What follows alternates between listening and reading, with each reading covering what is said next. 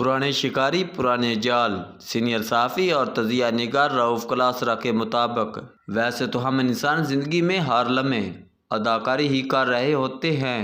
جب ہم اداکاری ختم کرتے ہیں تو ہمارے اندر کا اصلی انسان باہر نکل آتا ہے، جو اتنا اچھا نہیں ہوتا ہے۔ اس لیے اکثر جب ہم دوسروں کا یہ روپ دیکھتے ہیں یا ہمارا یہ روپ سامنے آتا ہے تو لوگ حیران ہوتے ہیں کہ آپ تو ایسے نہ تھے، ہم تو کچھ اور سمجھے تھے، آپ کچھ اور نکلے۔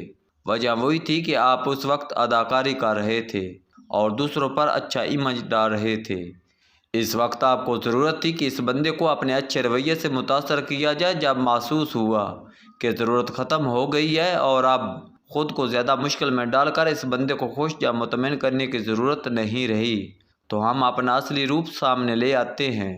آپ نے اکثر دیکھا ہوگا کہ محبت کی شادیاں ناکام ہو جاتی ہیں کیونکہ شادی سے پہلے دونوں پارٹیاں اپنی اچھی چیزیں سامنے لا رہی ہوتی ہیں۔ سارا زور اداکاری پر ہوتا ہے، ایک دوسرے کا خیال رکھنے کا جنون کہ اگلے کو ایسا لگے کہ میرے بغیر یہ بندہ تو مر جائے گا، کیونکہ ایک دوسرے کو چند گھنٹوں کے لیے ملنا ہوتا ہے، لہذا اتنی دیر میں اپنی کونسلنگ کر لی جاتی ہے کہ اچھا دکھنا ہے، اچھی باتیں کرنی ہے، کہیں سے اسے میری کسی نیگیٹو بات کا پتہ نہ چلے، یوں جیسے ہم محبت میں قربانی سمجھ رہے ہوتے ہیں۔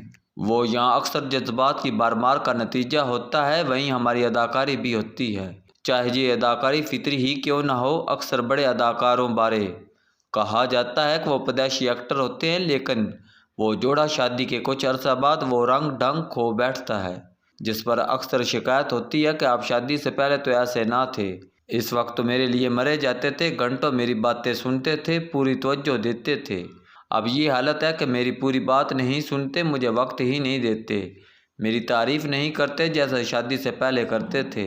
آپ بدل گئے ہیں، دراصل کچھ نہیں بدلا، آپ وہی ہیں جو شادی سے کچھ عرصہ پہلے تھے۔ آپ ہرگز نہیں بدلے، نہ ہی آپ کی عادتیں یا شخصیت بدلی ہے۔ فرق یہ ہے کہ آپ اس وقت اداکاری کر رہے تھے کہ میں اچھا لگوں، کوئی ایسا کام نہ کروں جو برا لگے، لہذا ہر وقت یہی کوشش رہتی تھی کہ میں نے سب اچھا کرنا ہے۔ اب مقصد پورا ہو گیا تو کون اداکاری کرے؟ چلیں 1-2 گھنٹہ تو بندہ کر لے، لیکن 24 گھنٹے کون خود کو اس حالت میں رکھے اور اداکاری کرتا رہے؟ چند دن بھی چلیں بندہ کر لے، چلیں چند ہفتے یا چند ماہ یا چند سال، اب 30 سال تک کون اداکاری کرے؟ لہذا آپ پھر فطری حالت میں آ جاتے ہیں اور اداکاری چھوڑ دیتے ہیں، یہی سے مہابھارت، اور آپ جانتے ہیں پھر نتائج کیا نکلتے ہیں۔ آپ بھی سوچیں گے کہ اتنی لمبی تمہید کس لیے باندھی جا رہی ہے؟ اس تمہید کی وجہ اس وقت پیپلز پارٹی اور نون لیگ کے درمیان جاری لفظی گولہ باری ہے۔ یہ وقت ان دونوں کی اداکاری کا ہے، ان کا اصل کردار اس وقت سامنے آیا جب وہ 16 ماہ تک اکٹھے پاور میں رہے اور سب فائدے مل کر اٹھائے، مزے کیے، مگر حکومت ختم ہوتے ساتھ دونوں پارٹیوں نے ایک دوسرے کے خلاف تلواریں سونت لی۔ ان کی باتوں سے کہیں سے نہیں لگتا کہ چند ماہ پہلے تک یہ ایک دوسرے کے ساتھ کابینہ میں بیٹھے تھے، سب کچھ اچھا چل رہا تھا، اسحاق ڈار کے مقدمات سٹل ہو رہے تھے، مفرور کے سٹیٹس سے اچانک وہ وزیر خزانہ بن گئے اور ملک کی معیشت چلانے بیٹھ گئے، اور IMF کو تڑیاں لگا کر اس عالمی ادارے کو کم اور پوری قوم کا طرح زیادہ نکال رہے تھے۔ یہی تڑیاں لگاتے لگاتے وہ ڈالر کو 220 سے 280 روپے تک لے گئے اور حکومت ختم ہوتے ہی دوبارہ فلائٹ لے کر لندن پہنچ گئے۔ سلمان شہباز بھی طویل عرصہ مفرور رہنے کے بعد وطن لوٹ کر ضمانتیں لے رہے تھے۔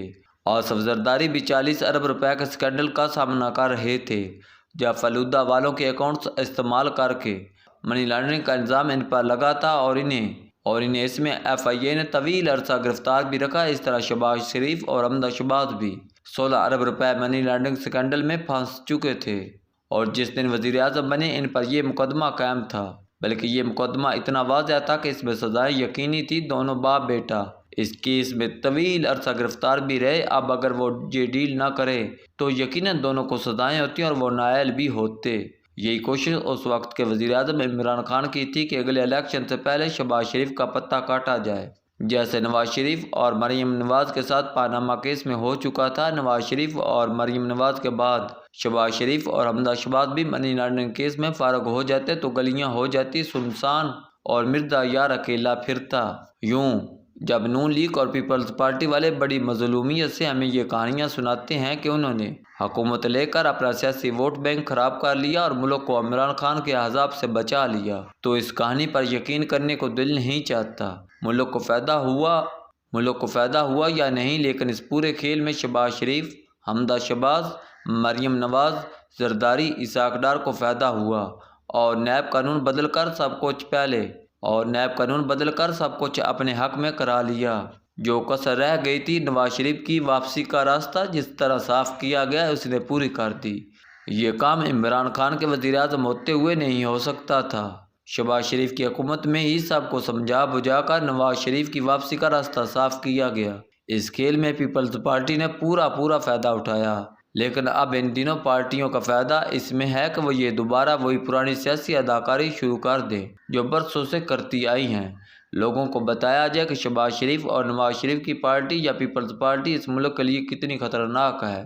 اب دونوں کی پوری کوشش ہے کہ وہ الیکشن میں ایک دوسرے کے سیاسی دشمن کے طور پر سامنے آئیں۔ لوگوں کو کہیں سے نہ لگے کہ پیپلز پارٹی اور نون لیگ اس وقت عمران خان کی پارٹی کے خلاف الیکشن لڑ رہی ہے، بلکہ وہ ایک دوسرے کے خلاف لڑ رہی ہیں، لہذا وہ ان میں سے ایک پارٹی کو چن لیں۔ کل کو الیکشن کے بعد دونوں پارٹیاں مل کر پھر حکومت بنا لیں گی، ایک وزیر اعظم اور دوسرا وزیر خارجہ بن جائے گا، لیکن الیکشن رزلٹ تک یہ اداکاری جاری رہے گی کہ وہ ایک دوسرے کے دشمن ہیں۔ اسی میں ان کا فائدہ ہے، جیسے کبھی عمران خان کو سیاسی اداکاری میں فائدہ تھا کہ پرویز مشرف انہیں وزیر اعظم بنائے گا، لہذا 3 سال اس کا ساتھ دیا، ریفرینڈم میں ووٹ ڈلوائے، پھر ناراض ہو گئے اور 2007 میں لندن جا کر نواز شریف سے سیاسی اتحاد کر لیا۔ اب وہی مولانا فضل الرحمان کے پاس اپنے بندے بھیج رہے ہیں جن پر ہر وقت تبرہ کرتے تھے۔